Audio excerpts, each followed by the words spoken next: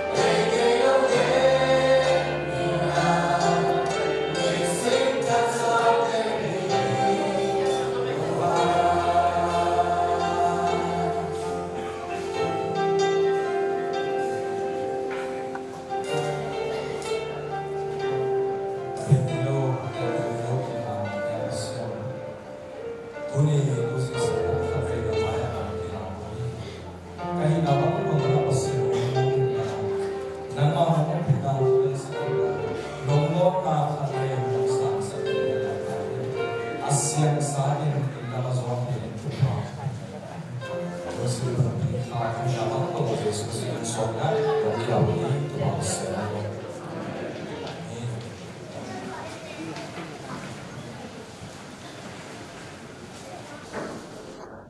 Kita mau apa? Sian Thupha to February ka sama aku kita Khum kana khasong dan kan di semua khasong dan kakak sama aku kita kakak aku kita ni. Ina untuk ibai dosa zong ada yang ada Tung, ada Li, ada Khup, cuma ni patut kau dia. Tu ni ada yang ada segi semua aku dia. Siangtho Matthai ma ne Tung Phatna alim ne Simon Khai na so ma ni Matthai ma Tung na Simon Khai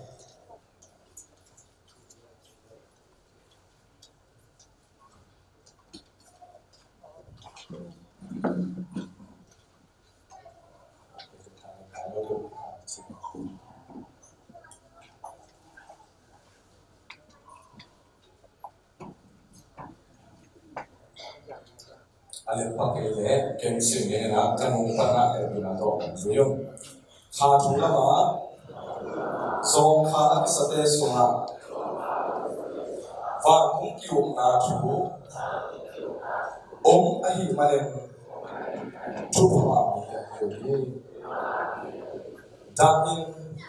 athuwa taw mi le pasian amau pe he ding ahi malem Thupha mi ahi uni alum ne mi dein pasian jam sa le tang ga dhimu ahi malem Thupha mi ahi uni pasian den setting ahan jam te pasian lungkim na asating ahi malem Thupha mi ahi uni bilang te ahe mi de tunga pasian happy na peding ahi malem Thupha mi ahi uni sim kama to wan Thupha ko satae to ahi le to ni sin pe bilang te happy de pasian happy na peding ni chi de happy chi pen pa no hiam chi aku na bi hana la sa to ei so lai la sa to de siu le ha happy mercy le grace pe na happy na chi na ko le so ko lai sa to wa Jesus grace the Ciamna mercy the naso and the Ciamna Khen to then get in grace you the naso and the Ciamna mercy again of Maria I agree that Elos happy na the naso and the Ciamna happy na laking Ciamna Khen Richard Lansky Ciamna grace le mercy to then get in mercy about Ciamna not the na Ciamna Grace ichi cherish Tuangpi na money cut pen Thugenna di here big to Khen do na kimai saki to pen happy na grace ale le wa to again the naso met that she happy na to pen Emeritus chikamonia to le pen ama mo na thaman Tuangpi na Thugenna Tuangpi akim aton mi pen Vaimuak ni vadam saki Vatul pihi to kamang ni akan na Khen. Toy mana grace si pebel atuang ni pebel tuang saklo. Mercy si tu dia na so na ta chen si dia no pebel. Tuang ni na tuang mo tuang na pebel. Vai si na hin. Toy ni mercy si happy na jepang di layang si dia. Happy sa ni tuang ma happy sa ni si kan sa che. Feelings yang baik ialah action. Kalau tak yang nang ini ni. Tapi bayi mau berna, Ciamna, Tung Simna, Thugenna. Tuh semua siapa dan pandangan yang dia. Tuh sin achieve le. Passion achieve kamu ni, beri kamu ni kita orang ya. Sin achieve kita อาชีพของนายอ่ะ patient อาชีพเป็นทัวสินค้าอาชีพนายตัวที่เราที่บอกเด็กsin passion จีน่ะตัวไปนะมังคับ sympathetic จีน่ะของเราไปอ่ะ again ลูกนะทัวฟองสินค้าผู้ค้าจีน่ะนายอยู่เลยนี่นะข้าเองกินนาทัวโตด่ากับว่าให้ดูว่าสามีจิตเสียงนี่หรอวะอามาหน้าเององอามาทัวบางเอ็นทัวเป็นจีน่ะนะกับเราเนี่ย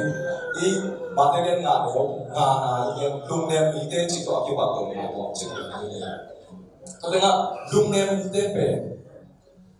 ภาษากับจำสาลีต่างๆเราอยู่ในทุกขณะนี้จีน่ะตัวลุงเนี่ยมีเด็กทุกทางสังเกตเรา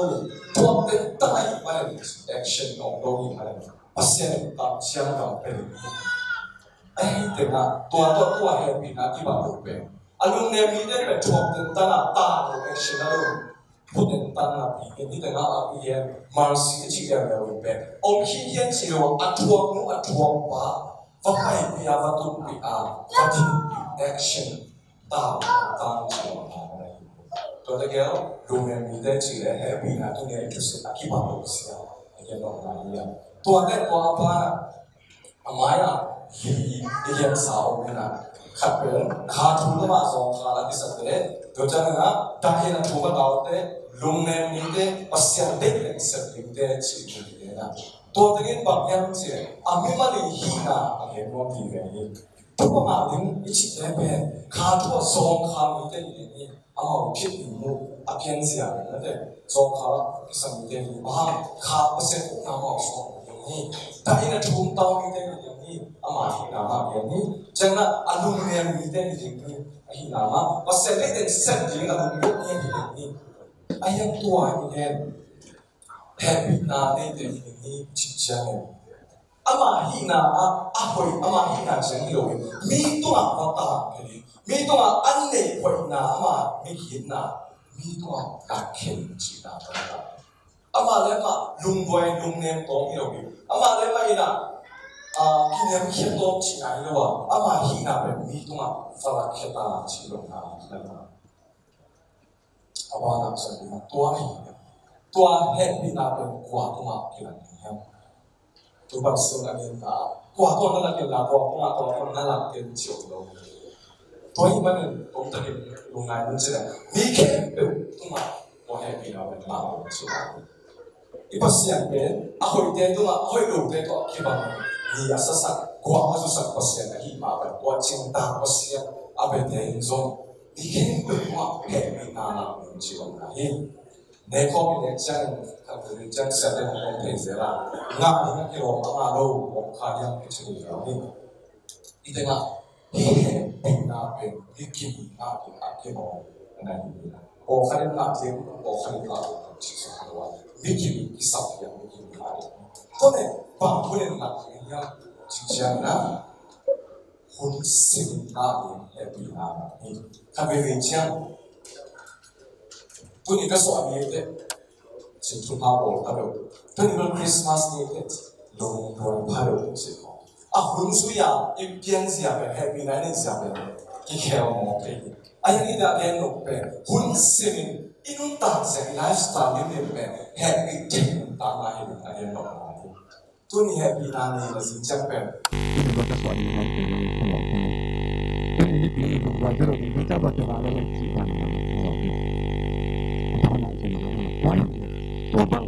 นี่อาเหตุที่ถูกเรื่องต่างนะบางที่ทำอะไรเนี่ยที่เจอนะปัสยานี่ตัวบางเกิดแค่ที่เราไปดูมันตัวเราเนี่ยมันใช่วันเสาร์ที่เราสุดนะวันที่เราบางที่เราวันเสาร์ที่เราเนี่ยนี่คนที่เกิดเป็นเรื่องแบบนี้ที่ปัสยาHelping out those who are righteous for God will mercy to them.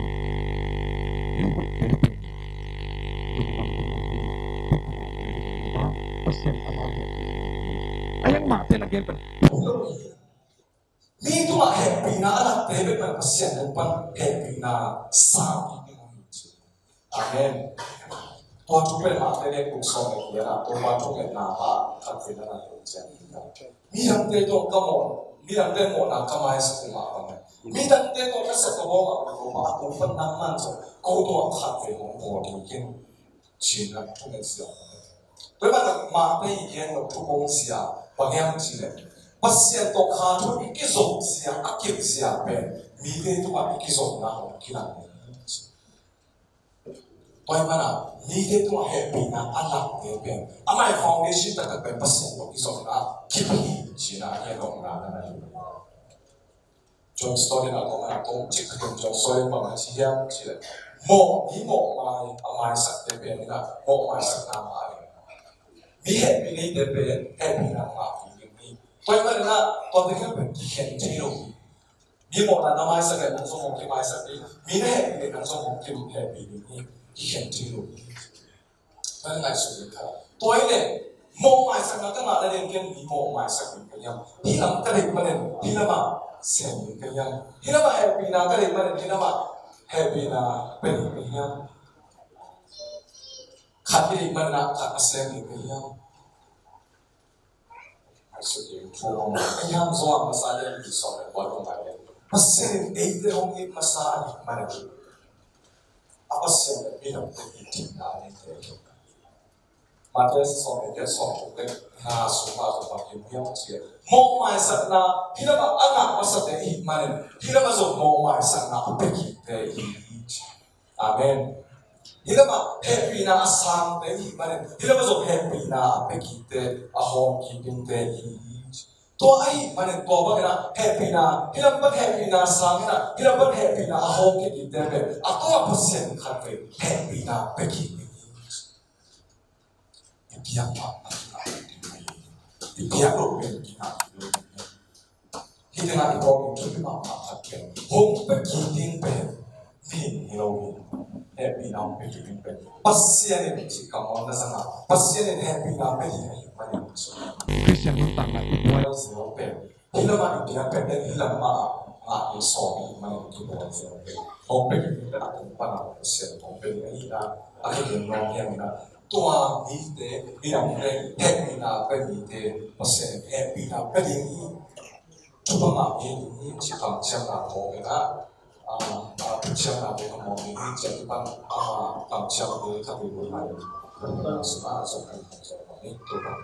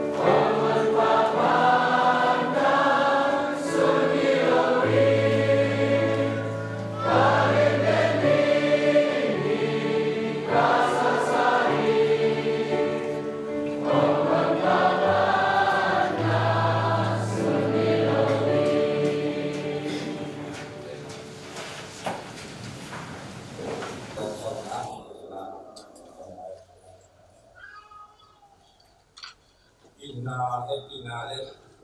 Phatna to Khen ko te kung dia ko Sian to pa o nang mamay mo ya tuningin mo pi siya pile chimlo tao pin to pa nang mamay mo ya Huai kung itong na to Sian nang manungayin la Papa Sian kichin la natin mo na to natin nang manlapa natin ko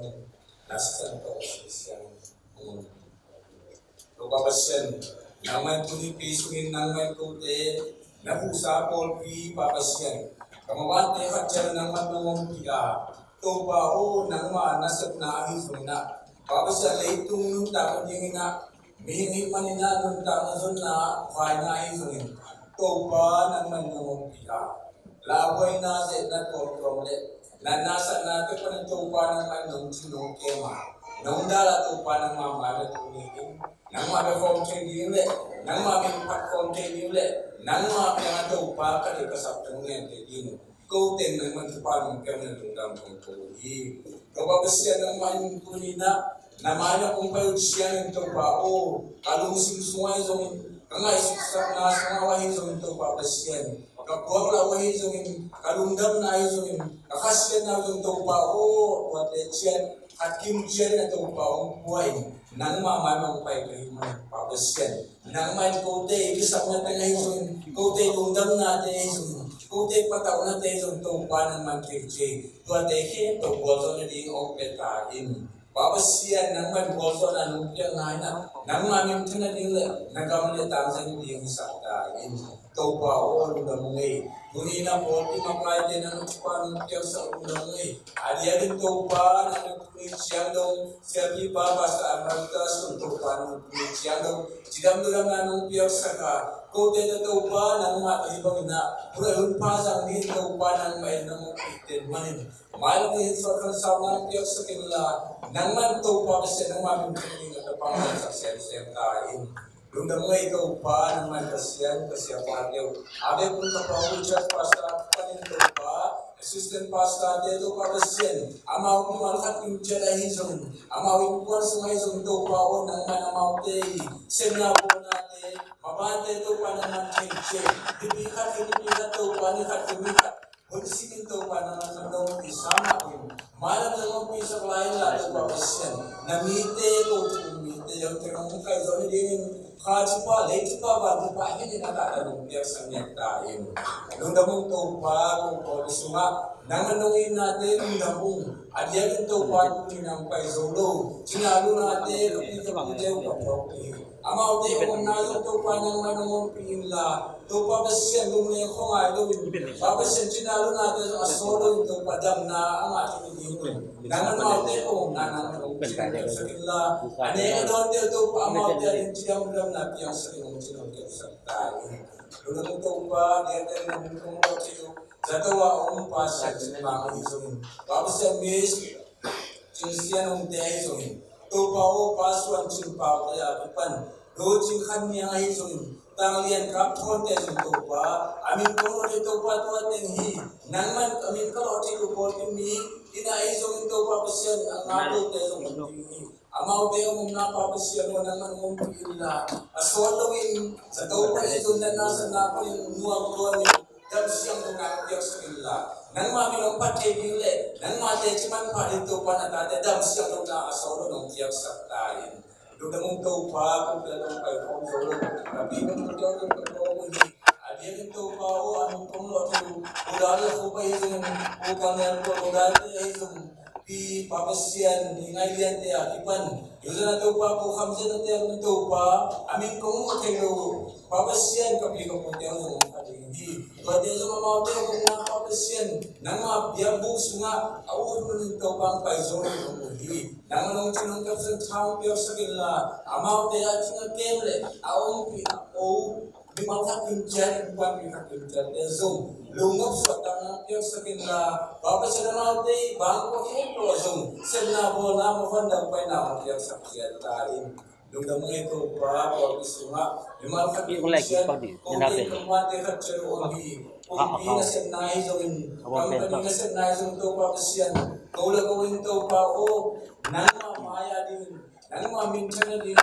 Nagamle tang sa ding kai ke saun nasen henta nazun on chiatiu polkate do babesen gonsai polkate babesen o Simna babesen namang padin himata sele polkate do ba o simin o lukhan no khaza on khadin nasen na babesen boina tuam luhin mona tuam anei khaza on khadin do ba nangma luhin mona tuam boina tuam anei nasen na khatin jana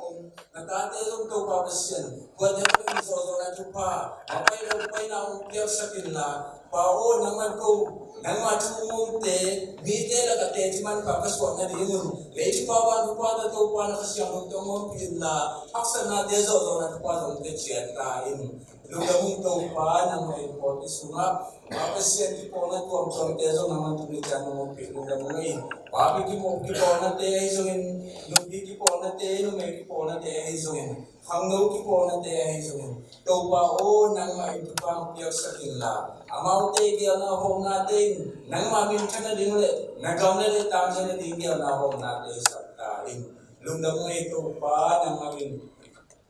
Obi balina na sa naling tuam mission feel ay yung Thupha o nang manong piyak sa tayang lugamung. Thupha pa siya naman pula at kinap yang taka mission feel om natapas sa mga hisuin. Papasyan kanya na Thupha siya natapas sa kambo hisuin. Laidaya Thupha natapas sa Sumpi hisuin. Papasyan nang mawa natapas sa tuang hisuin. Thupha o nang manasem dingin. Papasyan gamyan na kinumoy. Amaute papasin nang nabangon na tuam sa kinla, zena tuam ni haksan na tuam tepen Thupha naman dal sa kinla. Pao naman zozo nale, kamang kang tampi aman dingle, papasin nita ni Thupha. Late Thupha wan Thupha ina din papasin naman natate makaking chat. Amaute ay kwan pi makaking chat mo sa Thupha o. Alam lagin naman no pisama ba. Mayroon ng Thupha o nang may no pilaitain. Thupha o lugamui nang matulate sindingin kote nang makaya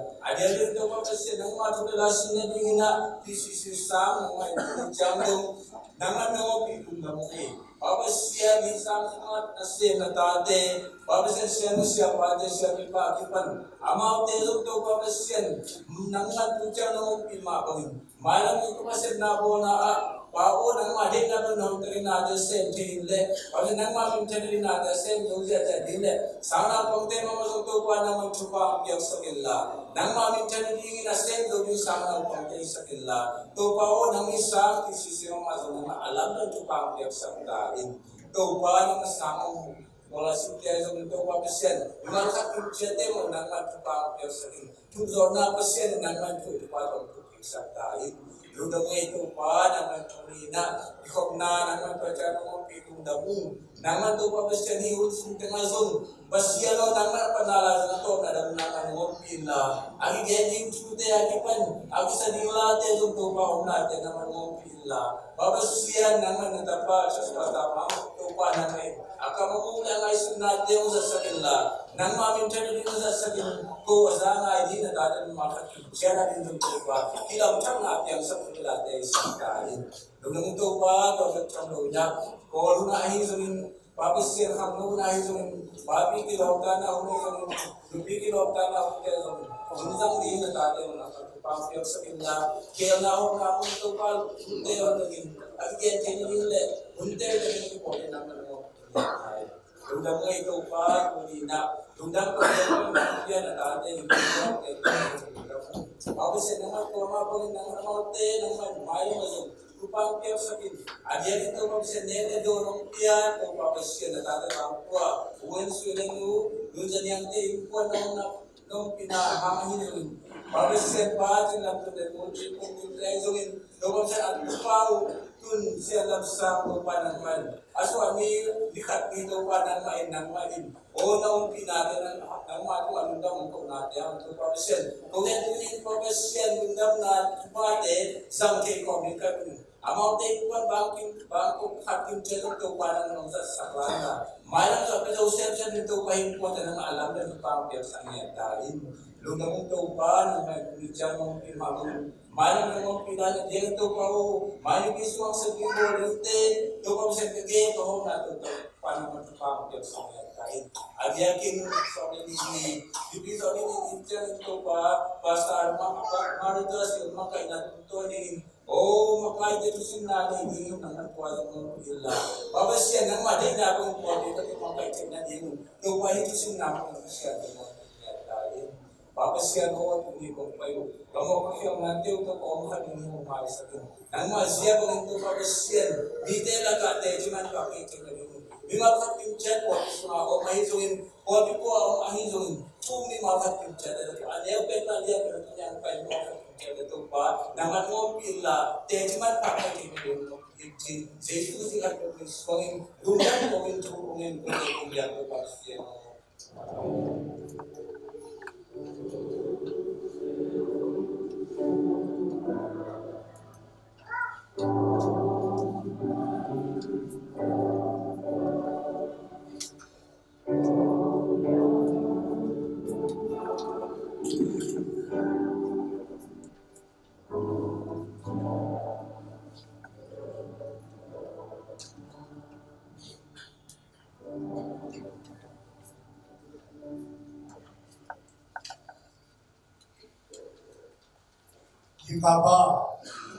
Ingapa, anh kinh sống này kéo bảo về, kinh cái là chỉ phải đi kinh đồng, hoàng hiệp thì tôi mà phát hiện ra kinh số kinh mua, Ingapa thì Thupha là cái bảo, tôi sáng à, Ai Lian Pau ok.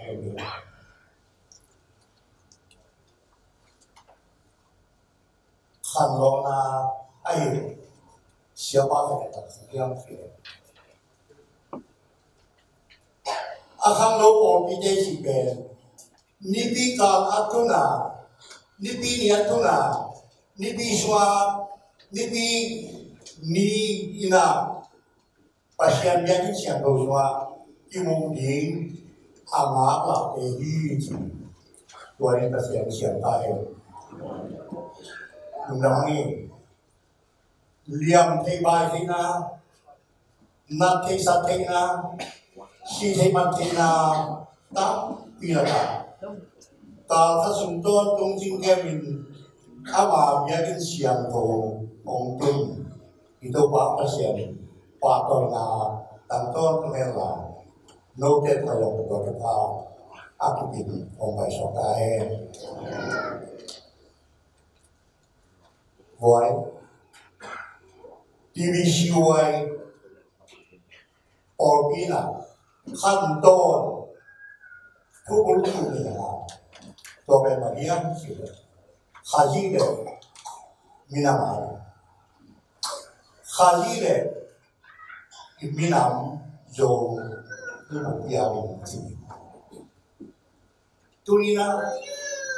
sakpan kampanai dong bilang koma dong maom kiari na hitam katun cila ye apa sampai dia sih dong kaya binatang belum imewa dong ya binatang gua tak tapi makanya kopi tanah untuk sepun kau mainnya gam sunggam kuah kan ya ilai penontonin pasien le minam te ai angai malang ti ho ulen au ten binatang mingwewo ya siapa yang mo wah wrong siapa yang nu siapa yang ông chào hơn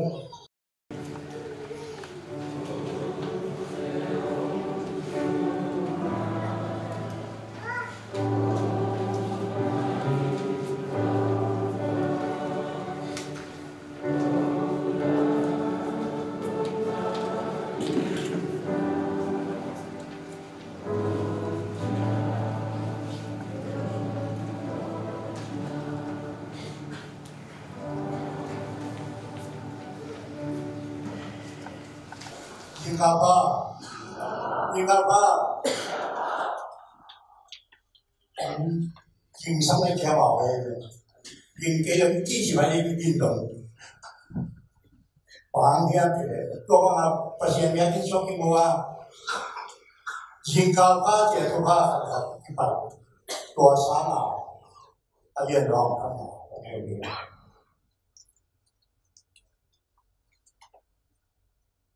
ขันลงนาไอ้เสียบ้านของเรื่องอาคารโลกมีเดชิเบนนิพิกาอัตุนานิพิเนียตุนานิพิสวานิพินีอินาPasien yang siang doa dimungkin amat lah ini dua ini pasien siang tahu. Undang ini liam tiba tina, nanti satina, si tiba tina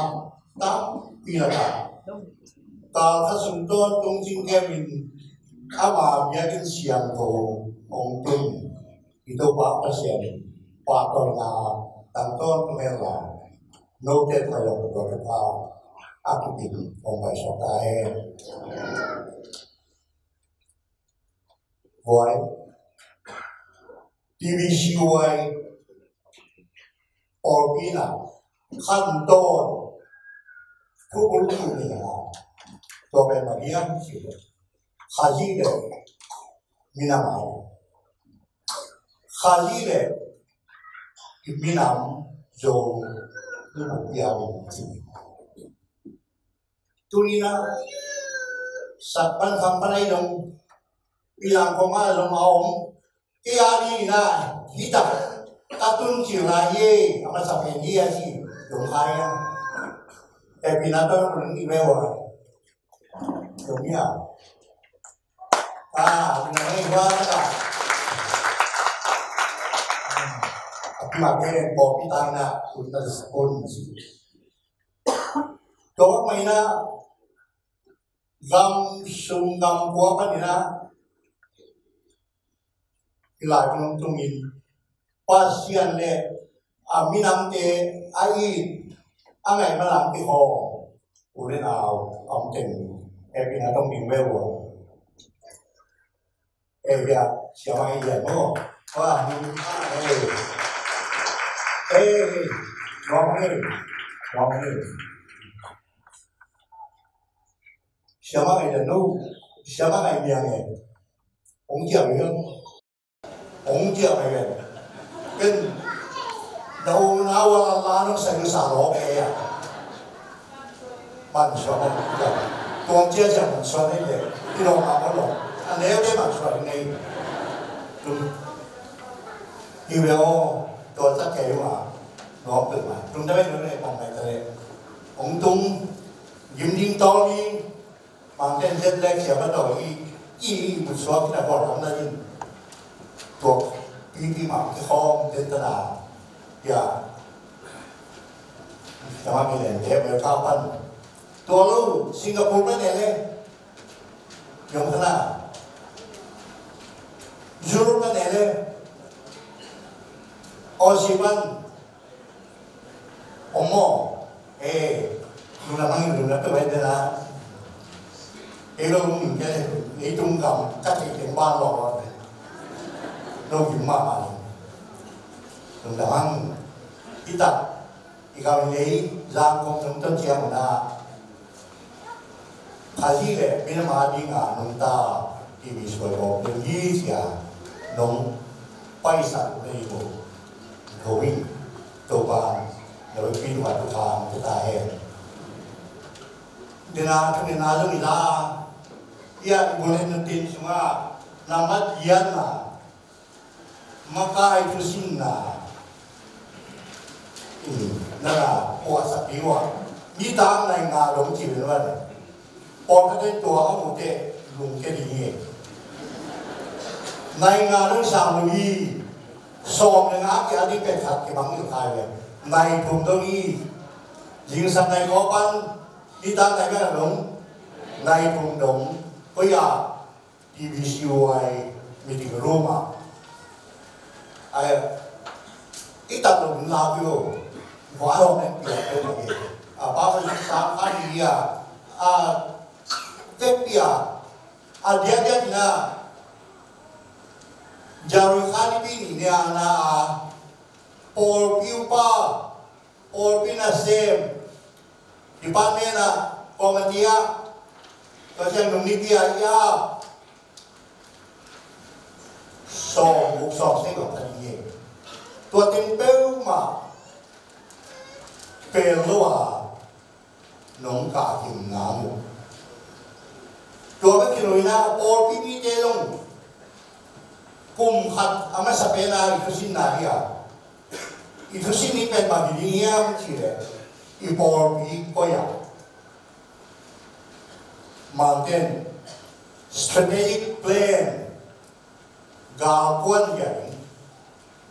gạo các chúng ta đang làm như vậy đòi đảm bảo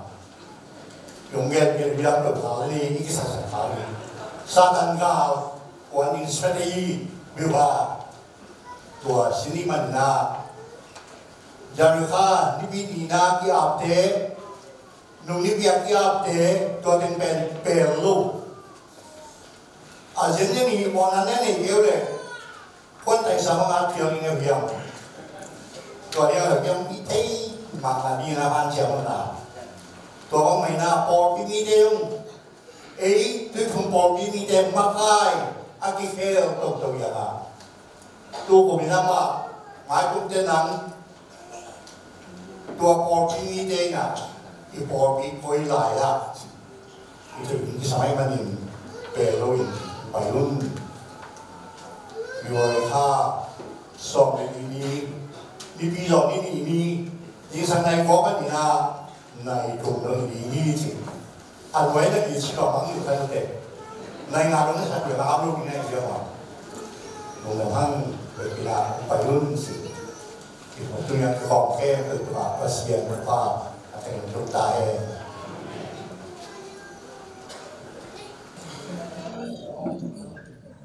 Biar kemudian Sian, ini kembali satu ini, Biakna Biakna ke mungkin sesat ini kompatu ini, coba orang semua, nama China itu kita Khai, coba Sian, kita jadi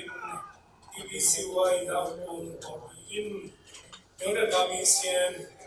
Nama mission le, ada mission kaya. Pasian Thugenna le,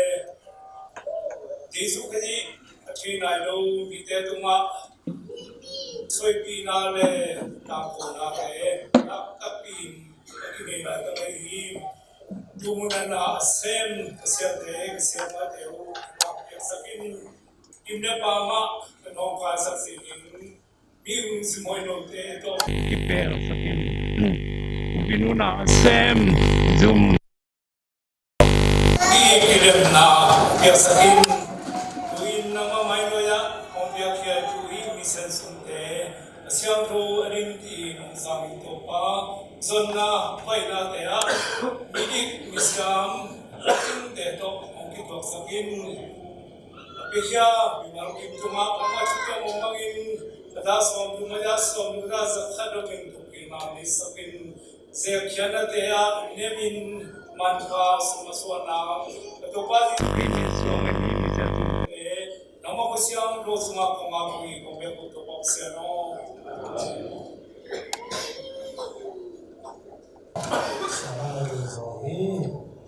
Ciamna nama Biakna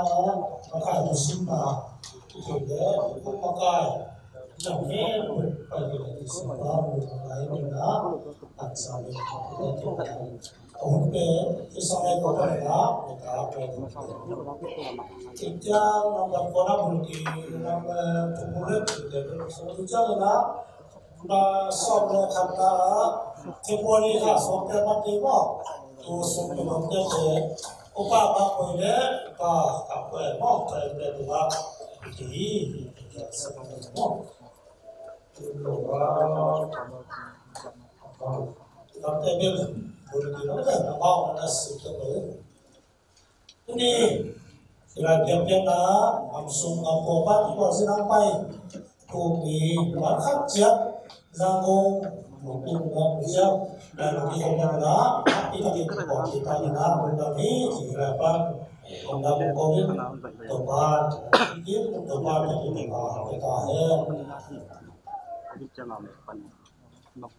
ini siapa adalah Siamtho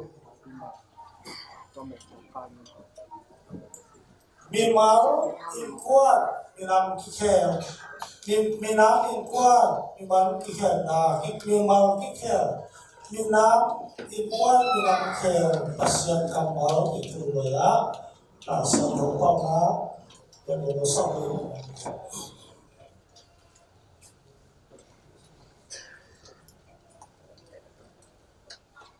nanung sim ngai sukna keu nuntang nana kia nanesa aman pa pengangin nakebi ahihi nanung sim ngai sukna ke nuntang nana kia nanesa aman pa pengangin nakebi ahihi Ciamna Matthai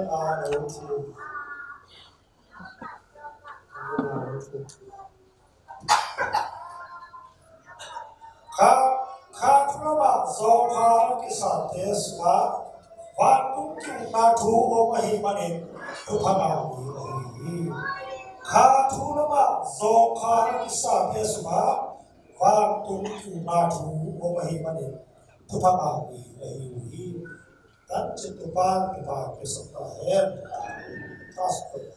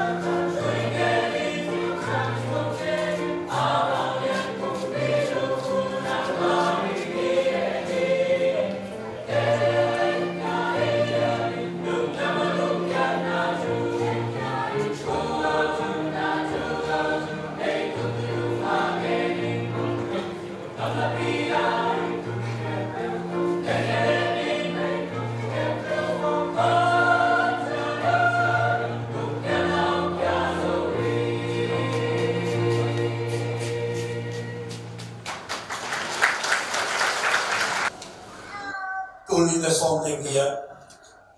December song the Khani Hidakina, MBC Makainato,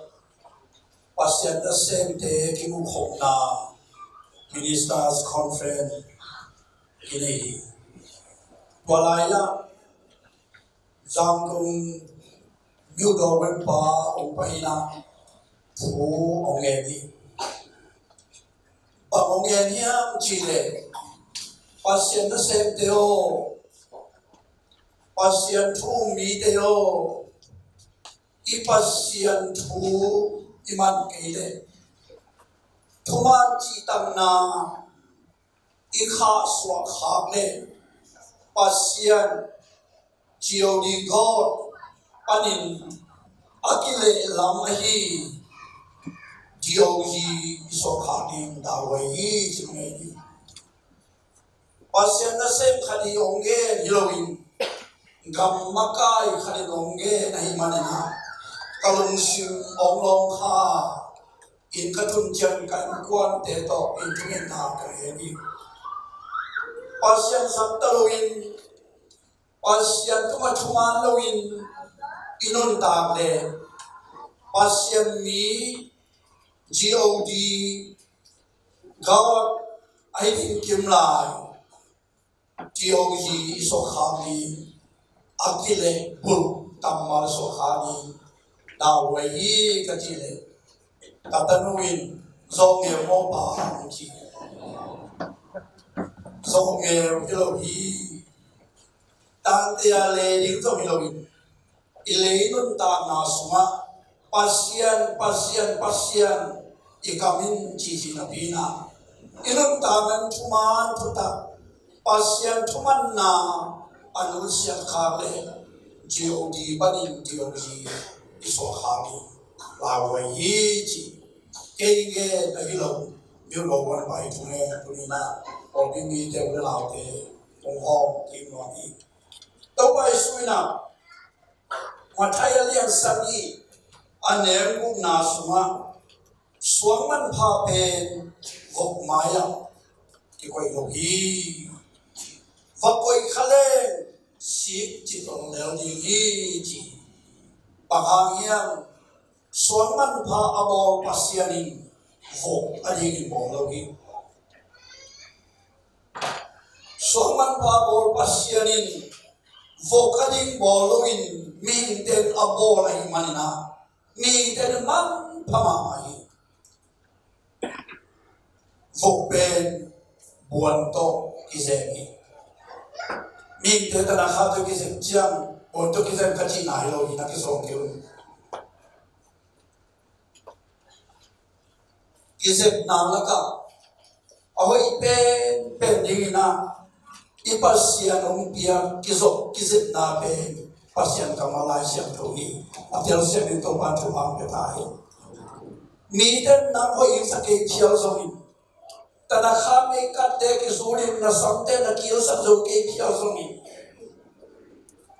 pasyan kamal lai Siangtho to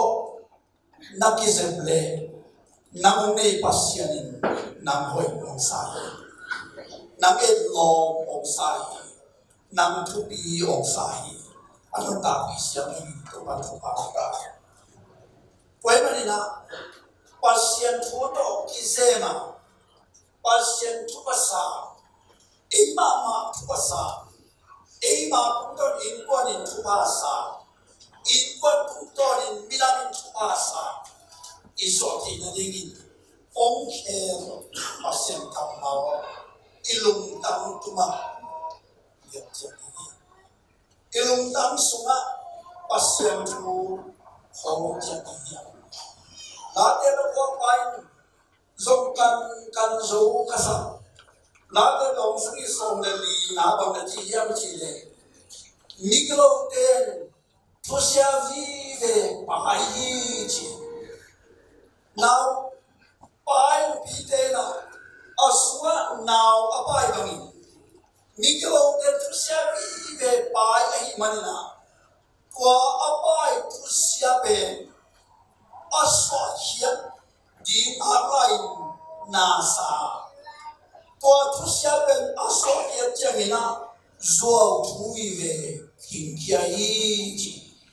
tao kể lệ ta tế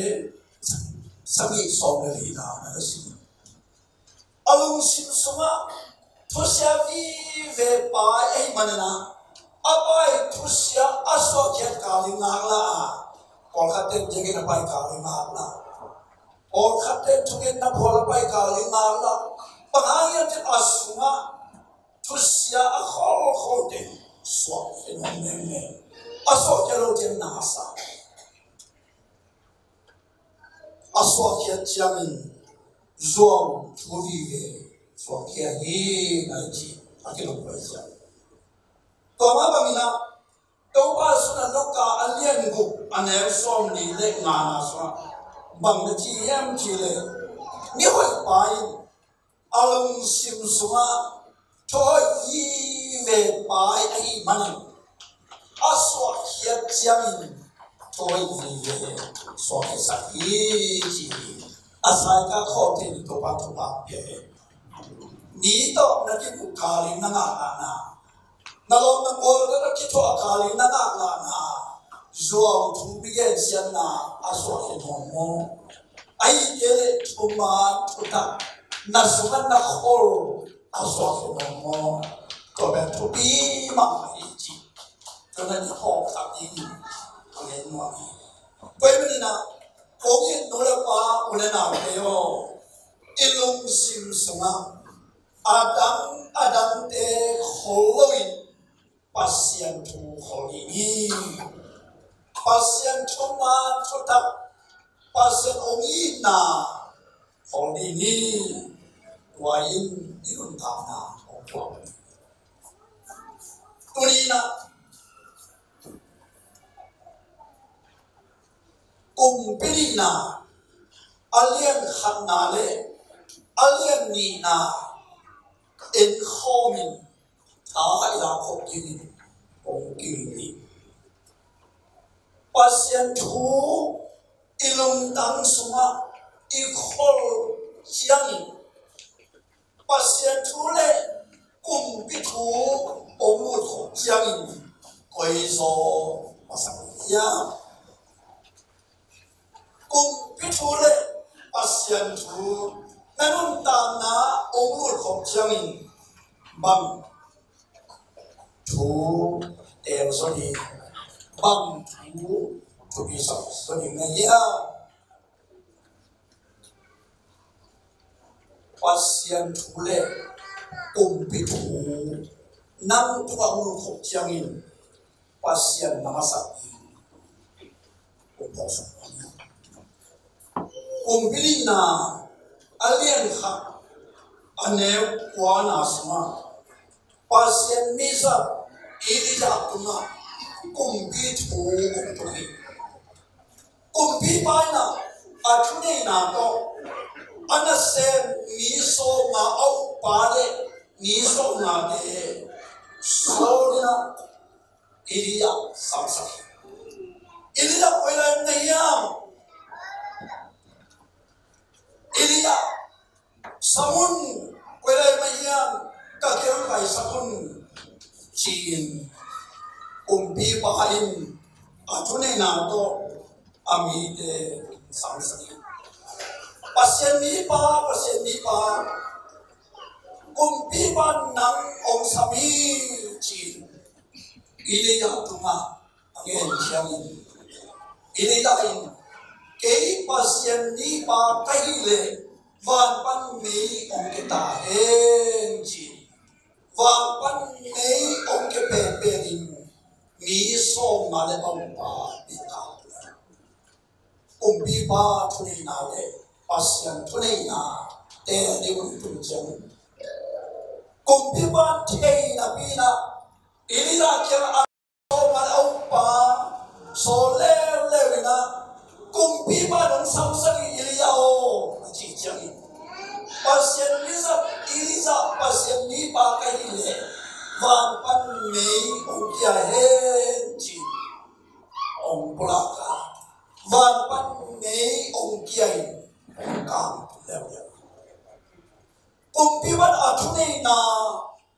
khel tuan lo ai manina ong pai sa lewa portal di Biakna to pasien mi ba liao ongepi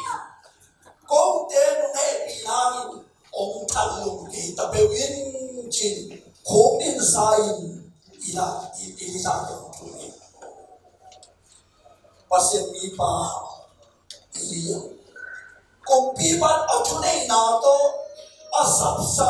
asap jiang thuốc số nó nổi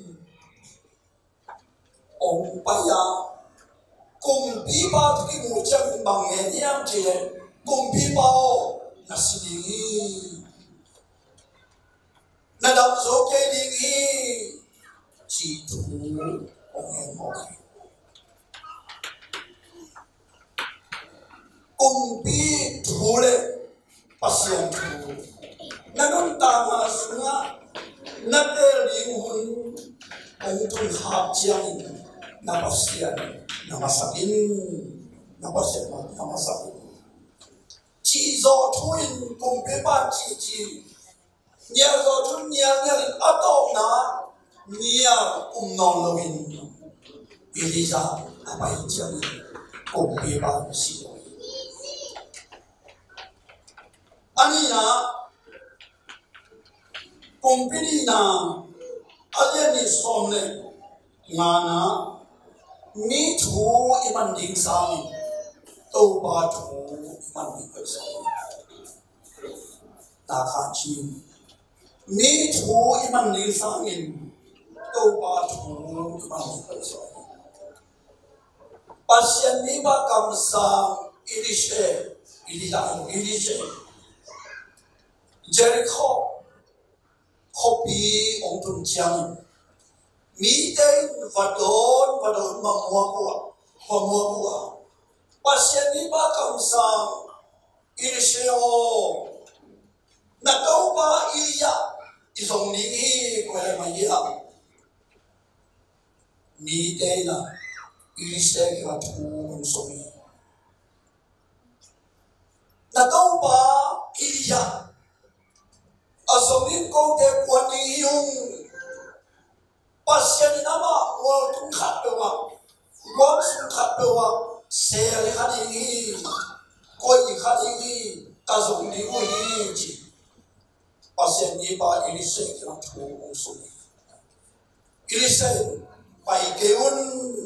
zong keun chi ha chi te ta tau ba zong ni yung Vakam ni yung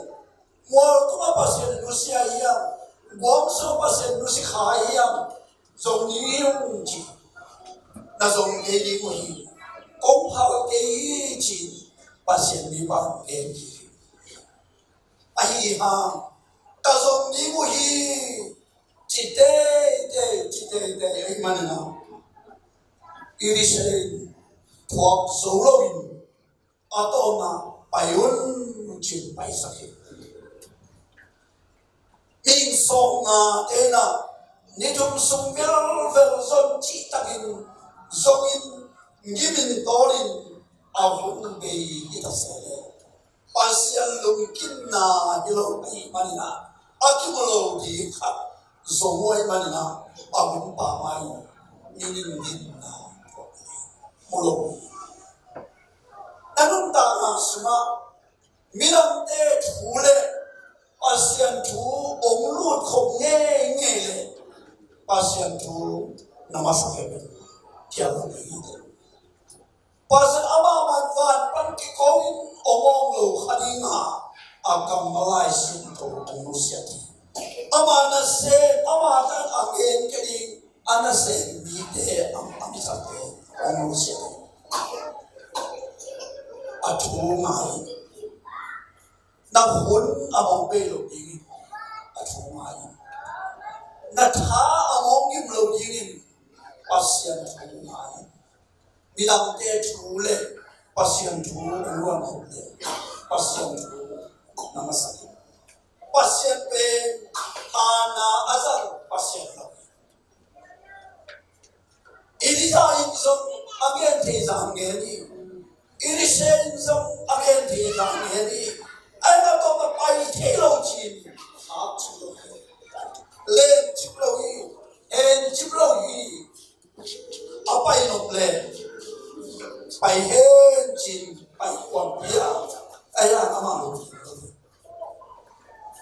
tu ni na nun tam na paset ana ong sak loin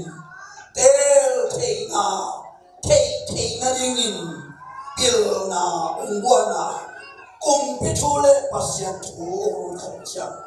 milang thule pasyan thu ong khom chang na ten so nang ma hen sa Koreni na alian sok le ni na suma sok ta bol wina tel ni na ong koi sakhan khang lo te ong mai khani kala sok ta bol bang chi yam chi le matuni to thu ma tha ne chi bup na ki bang lo kol ha ki bang lo nana po so ken nana po ken chi po thei vet lo chi khap chi lo hi ai ha po ken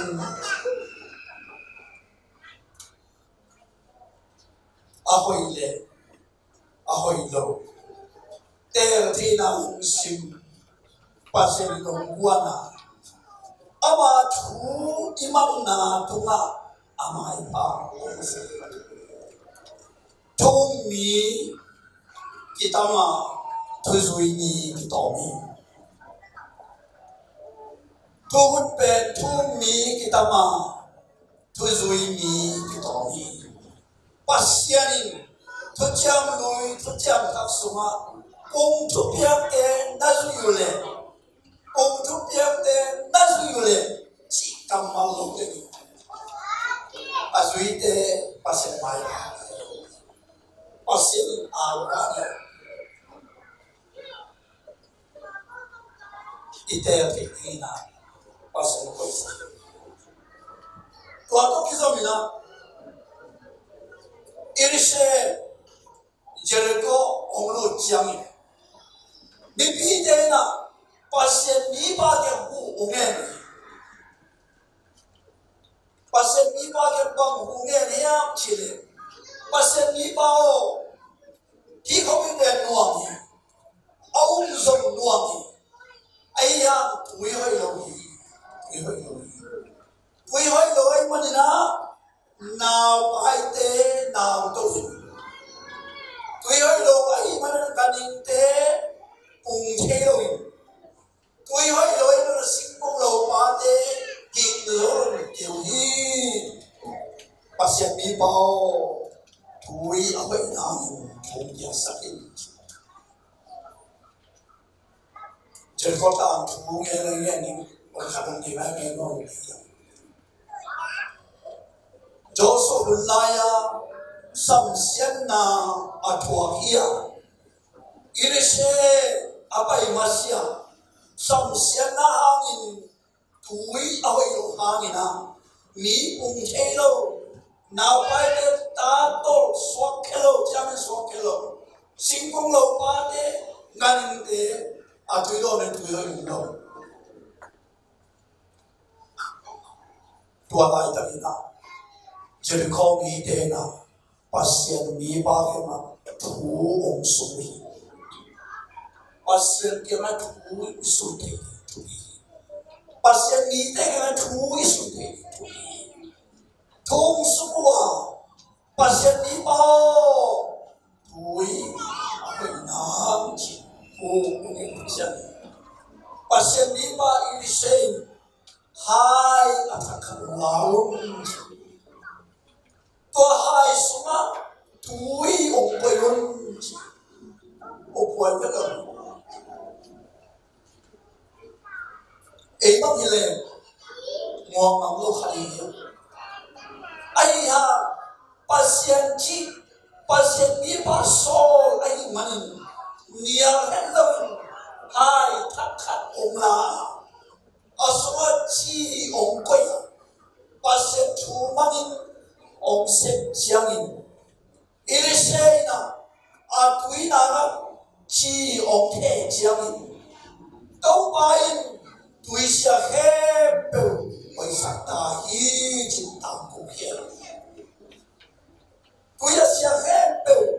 tau bain oi sakta hi cintang kukian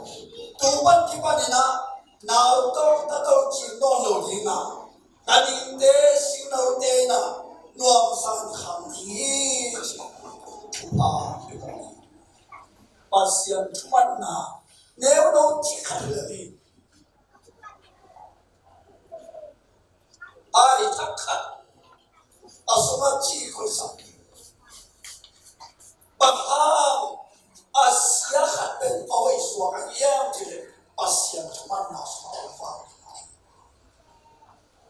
Sian Thugenna xuống vàng nên na in na aset chăng Asia để mua bài ôi xuống Dunia inun tak na semua hai ahi lungsi ai thai lungsi tak ini jadi ingin ilungsi semua ikhol ai lungting pas siang ke lungsi tak tu lagi ilungsi semua ci ahi pas siang kamu hai thai lungsi semua ikut ye inun tana on Khen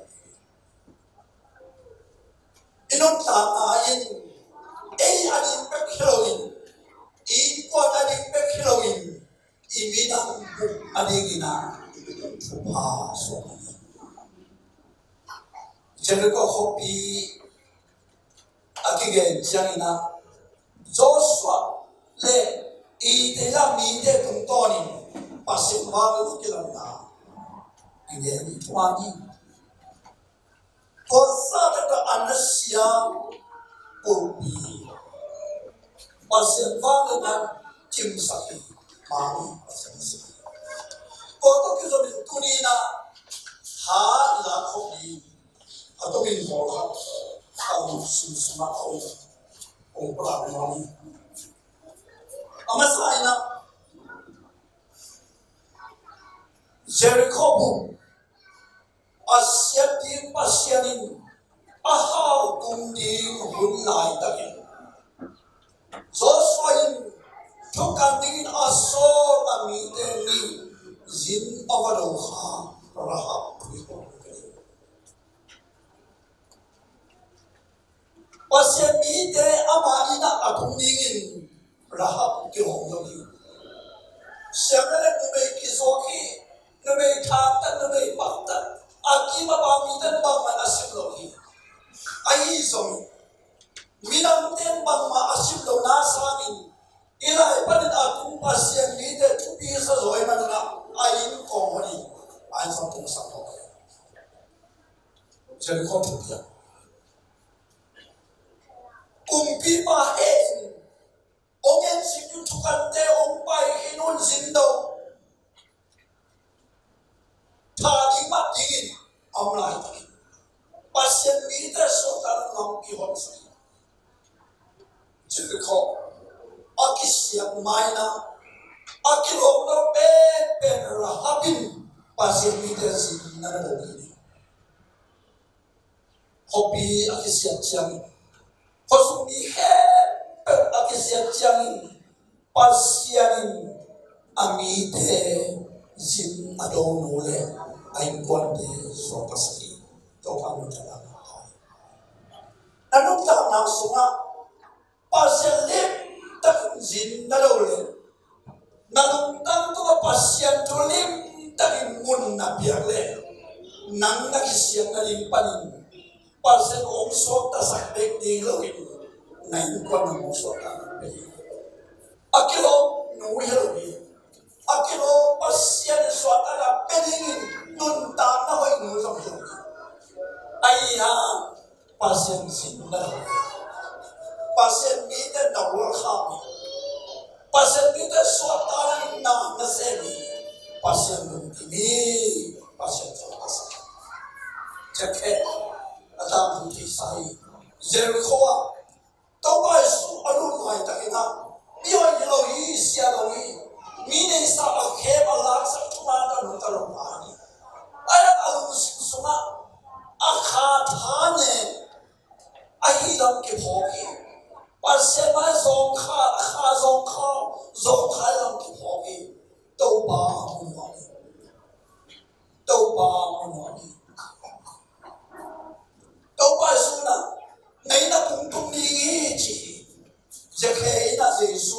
đi kiom đâu kia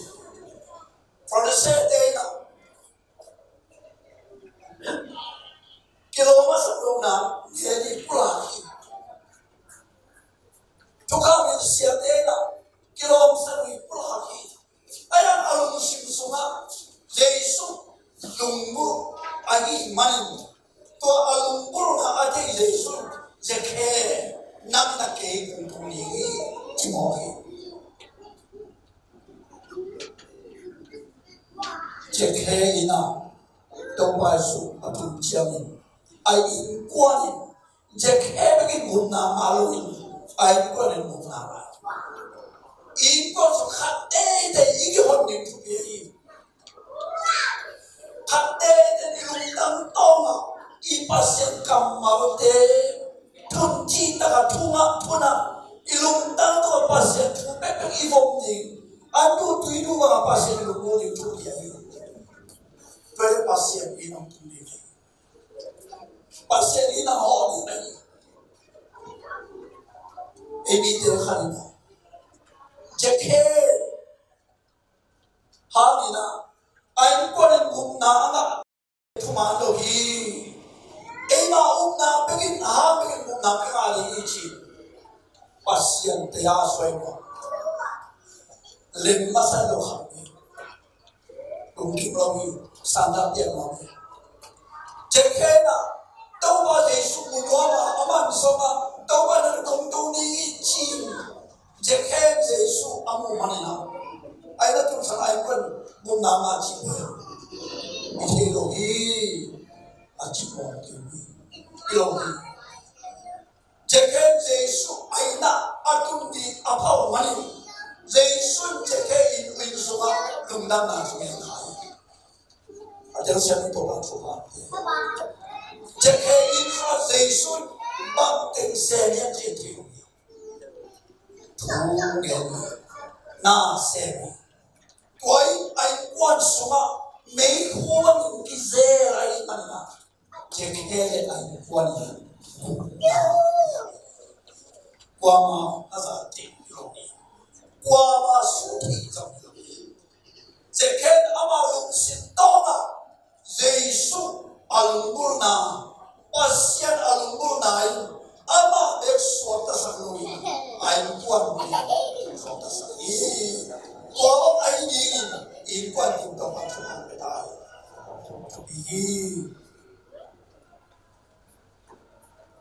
ít đâu có pasien ít đâu có pasien ít đâu có xem đến pasien ya nai na xem rồi akipao ít đâu có xem alung group ít đâu có xem Jericho cầm sao irishe ông Ciamna họ sung đi thế nào thu ông sung mà pasien thu aman Ciamna pasien so nào mà ăn ta được Ciamna thu Siampi thu ông sung khắp ading bekhilam ai quan ading bekhilam ako sang Khup aminang Khup adingin pasien Thupha pasien thu iman Siamna pasien izata Siamna pasien thu to inun ta ko Siamna adi be Thupha ni in ko na rin usong Thupha ni iminang Khup adimina pasien Thupha nara ko sa Jericho kwami te ke mo ko na pai te adingina lungkham na van ki owahi lo khou te adingina lungkham na van ki owahi ngan khoi te lungkham na van ki owahi ai ha to akeu na to van ki khem peru pasien mi pa ke ma ong sunu Ciamna ako tong kinai to pa mo ta kuri no le pa wala na ko to rin nang keu na kisaya bangun ta keu na kisaya Thupha sa te na biche ta to bằng nào to bằng là Thupha để to khi mà nó sai kịch khổ sâu in đâu là người Khai Sian kêu để in sai khổ lâu để khổ sâu in sai khá lắm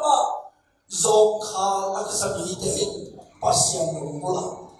khá chúng nó Dongh khá là cái gì thế Sian kamalai Siangtho luôn bula sim asma khổ Ingen Jericho thu biển thế Dongh khá là cái gì thế na Sian luôn bula Dongh khá là cái gì thế na Sian kam sang thế luôn bula Aku ban omson aku omsung lagi. Tua mana? Tu ongki lagi. Kunina. Siamtho kisomi. Siam kamal yang susuna buamiya. Mosi amite apa ikhya pilai tadi. Sian ada tui khá bia khá sai hiệp lo gì cô này là tui có bằng lo gì hồn hi ai ham Sian mi ba mosi Sian tung cầu chân Sian mi ba cầu nào ở ra mosi sinh công khang ngai của tôi số dia in chín Sian là số mosi cái gì đến này làm chưa khá quý suma Sian Thugenna adia sung chiang thôi Huai dan ko so bang Khai dan ta na bang Khai Sian kam ma so dia su Sian na ong se Sian to kinai takin nong tai akam ma de sim lumai pita quý số atung chiang tàu ba kỹ ông anh chia đi ta lấy Giêsu kinai ta cái ông mai manin đi tàu ba Giêsu đi ta ôn na za bên nó na aku tu sam đi ta lấy Giêsu ki ham na Khai le đi ta ôn na za lo khani na aku tu sam khalo namun na kira Giêsu am lo ha namun na kira Sian aku liu lo ha namun thelo Sian akamal nanun ta na khona ama kamal nanun ta na nan kia na suma to pa ma to pa ke onin chita ki ko jang man la ta no sa ama i na lu na mo le no ko to Sian to pa ni ta ta to ni na namani Thupha sa nai ko na ni Thupha sa na pila ba ni Thupha sa na so ki ni ngin nanon ta nai Sian masaki adam Khen to sa Sian masaki na puya ni na asili chang ahun na nong chang kam na khatwa Yesu anyar bai naga te ni khom le tuma te au ta hi ai ai cũng asi pe ding chen bang chi yam chi le ke mo kan ni tum ta hi ka pasari na hem te de ta hi chi mo ki o sala ti sapa Sian lo ke lo ke sapa kan ni tum ta hi ka pasari na tum de ta hi Yesu ahile thui lấy tung xe đi na ama na bên lấy tung bị đi chỉ muốn làm gì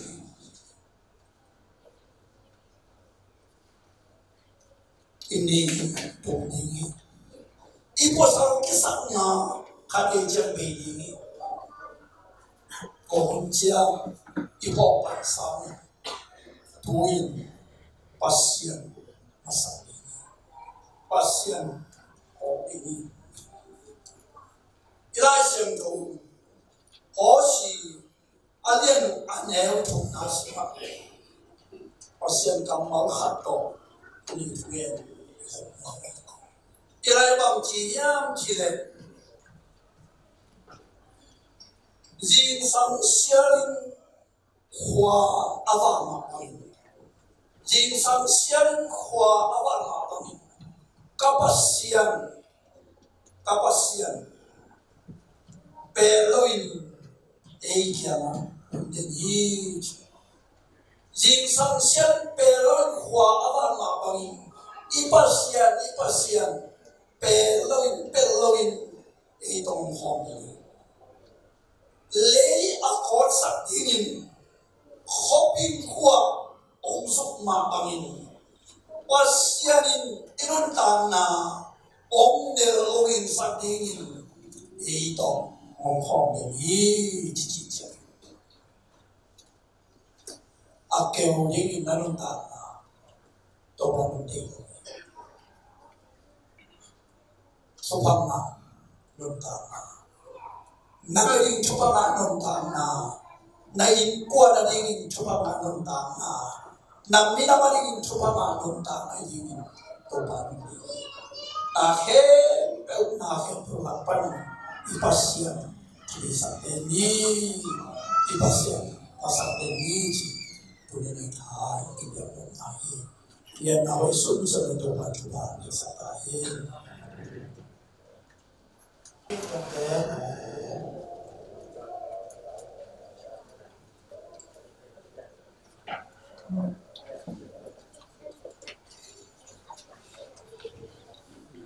Nấu cháy nó có yêu thủ ba niệm khai trí còn có vô thêm còn có làm thế nào khai trí tập kỳ có vô đấy thì tập kỳ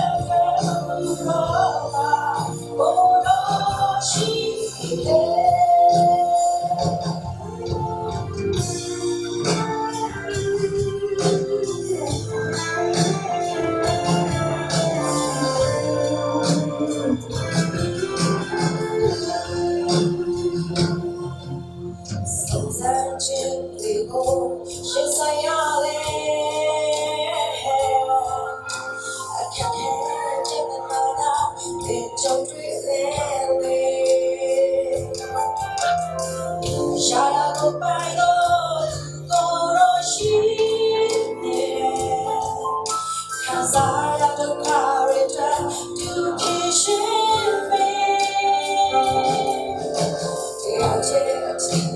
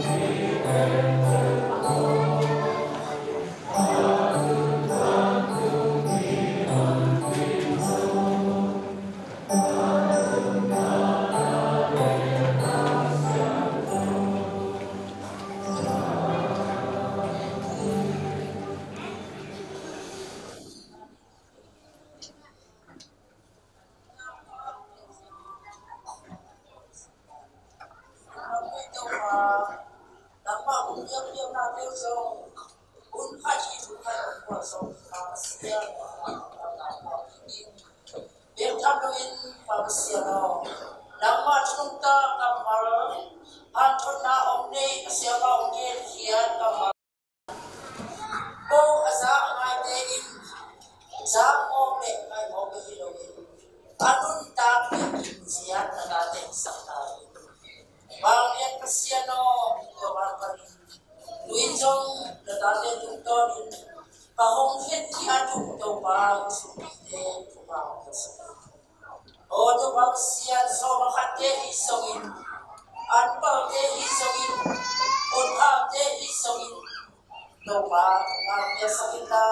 Abe kia nadate jong tu bang biasakin. Oh, tu bang Sian.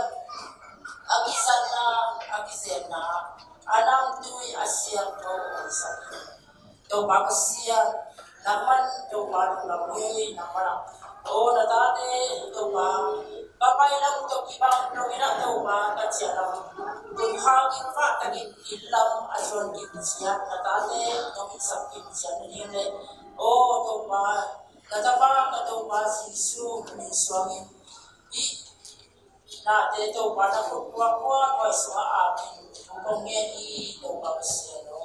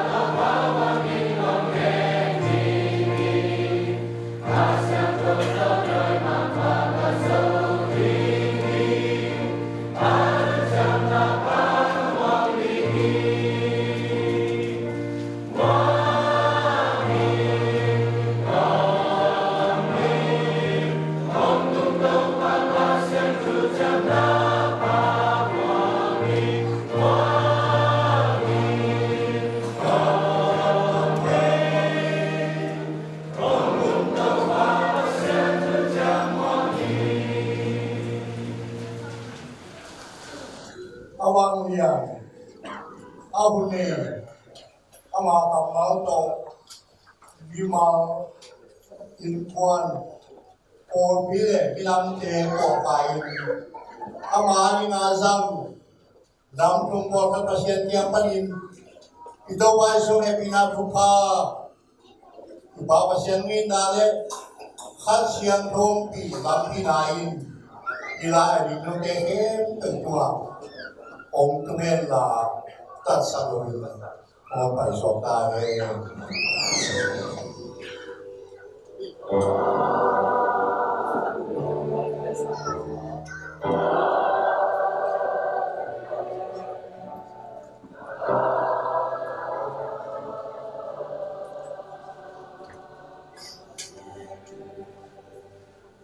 Mipi biakpiak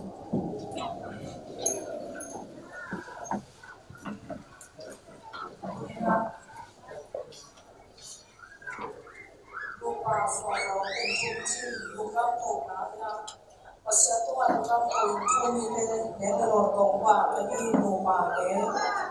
pau yang suara dulu setiap hari ada kunci le Emeritus yang ke rumah namun le Dongh boleh nak apa dia tu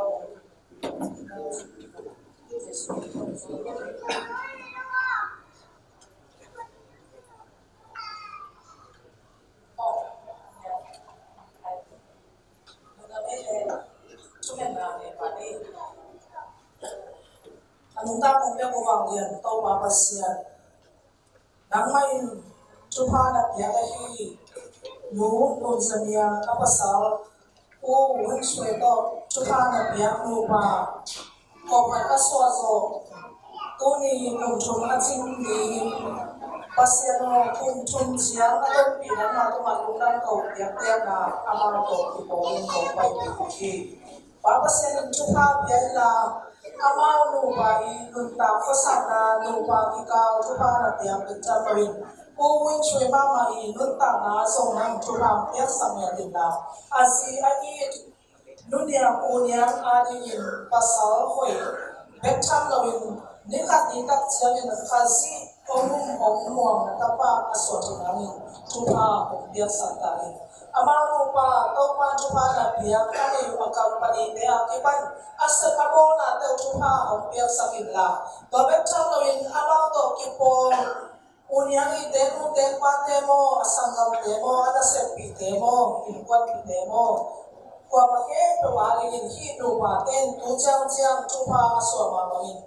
amau le mo ali Thupha be kilowin por piali Thupha be kilowin kung tak pita Nunta na suwa nupain ke Huai kutira namba hoi na asington to in Thupha biak sakai kai tau pa namba tua lundang ko na in pulpit pa tong se le hoi na in ong ki ho mi he pe niam tu le mo tong wa hoi ma in tua amol Thupha de na tunga nama luntang nalung ong dam sak biak na so sak ta adon ni anadi bikin tunga session in Thupha kai ante tunga session santo sian soin Thupha biak itu deh yang tahu masih sulit soalnya bukan yang dia satu hati kesan kau cara berpersian amin amin